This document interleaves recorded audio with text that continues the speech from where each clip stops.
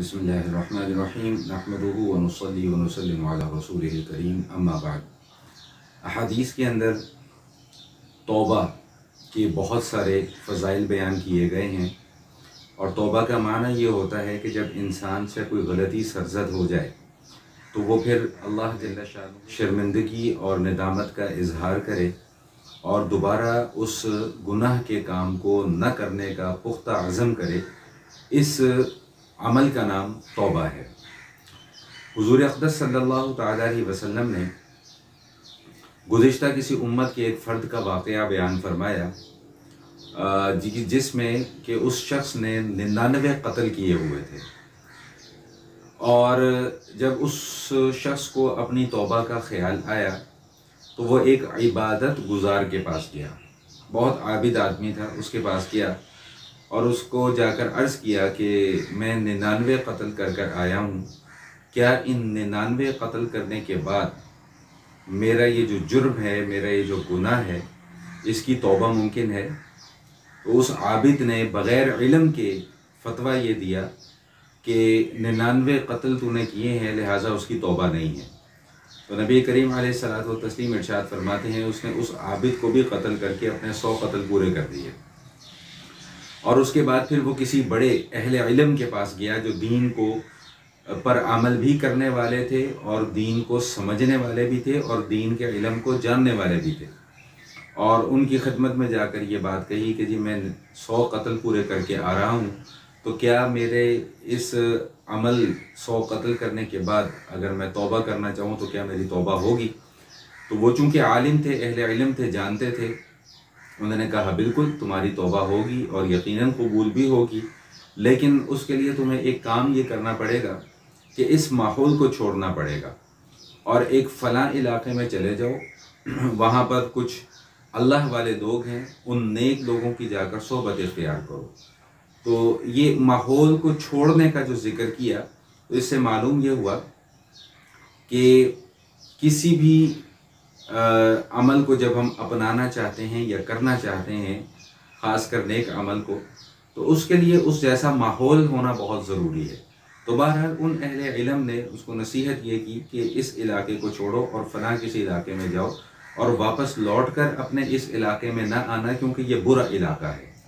چنانچہ اس شخص نے اپنے سفر کا آغاز کیا، اور حدیث میں آتا ہے کہ جب وہ آدھا سفر طے کر چکا تو اس کی موت واقع ہو گئی۔ اب جب موت واقع ہو گئی تو ایک طرف سے رحمت والے فرشتے آ گئے، دوسری طرف سے عذاب والے فرشتے آ گئے۔ رحمت والے فرشتوں کا دعویٰ یہ تھا کہ چونکہ یہ گناہوں سے توبہ کر کے اب نیک راستے کی طرف چل رہا ہے، لہٰذا اس کو ہم اپنے ساتھ لے کر جائیں گے، اور جو عذاب والے فرشتے تھے ان کا دعویٰ یہ تھا کہ اس نے زندگی بھر کبھی کوئی نیک کام کیا ہی نہیں ہے، لہٰذا اس کو ہم لے کر جائیں گے۔ اللہ جل شانہ نے اس موقع پہ ایک تیسرے فرشتے کو ان کے درمیان میں حکم بنا کر بھیجا کہ تم جا کر ان فرشتوں کے درمیان میں فیصلہ کرو، اور اس نے فیصلہ یہ کیا کہ زمین کی پیمائش کر لی جائے، تو جس طرف کی زمین کم ہوگی اس طرف والے فرشتے اپنے ساتھ لے جائیں۔ چنانچہ جب زمین کی پیمائش کی گئی تو جس طرف وہ سفر کر رہا تھا، یعنی توبہ کے راستے کی طرف سفر کر رہا تھا، تو اس طرف کی زمین سکڑ گئی اور اس طرف کا فاصلہ جو ہے وہ کم ہوا۔ اور ایک دوسری حدیث میں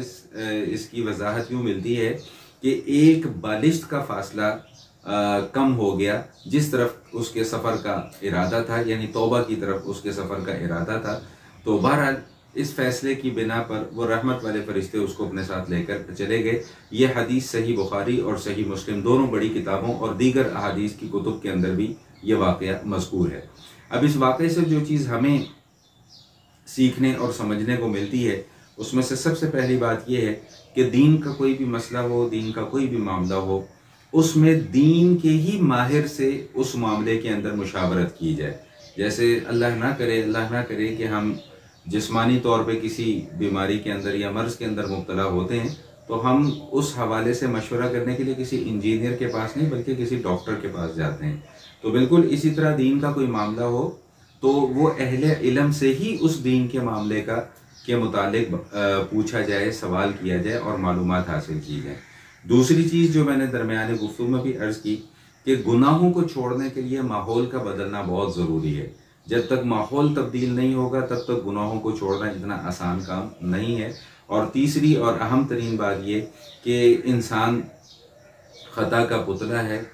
غلطیوں سے مرکب ہے، انسان نسیان سے مرکب ہے، انسان سے غلطیاں ہوتی رہتی ہیں. لیکن اللہ تعالیٰ نے موت سے پہلے ہمارے لیے آسانی یہ رکھی ہے کہ توبہ کا دروازہ ہمارے لیے کھلا رکھا ہوا ہے. حضور اقدس صلی اللہ تعالی وسلم ارشاد فرماتے ہیں کہ اللہ تعالیٰ بندے کی توبہ اس وقت تک قبول کرتے رہتے ہیں جب تک کہ اس کے اوپر غرغرہ طاری نہیں ہو جاتا، جب تک کہ اس کے اوپر نزع کی کیفیت طاری نہیں ہو جاتی. یعنی موت سے پہلے اللہ تعالیٰ نے ہمیں یہ چانس دیا ہوا ہے کہ اگر ہم سے کوئی غلطی سرزد ہو جائے تو ہم فوراً بارگاہ الہی میں حاضر ہو کر اپنی اس غلطی کی معافی مانگیں اور اس غلطی کی توبہ کریں اور آئندہ اس غلطی کو نہ دہرانے کا عزم کریں. یہ 3 باتیں اس بنیادی طور پہ اس واقعے سے ہمیں معلوم ہوتی ہیں. اللہ تعالیٰ میرا کہنا اور آپ کا سننا قبول فرمائے. والسلام علیکم ورحمۃ اللہ وبرکاتہ.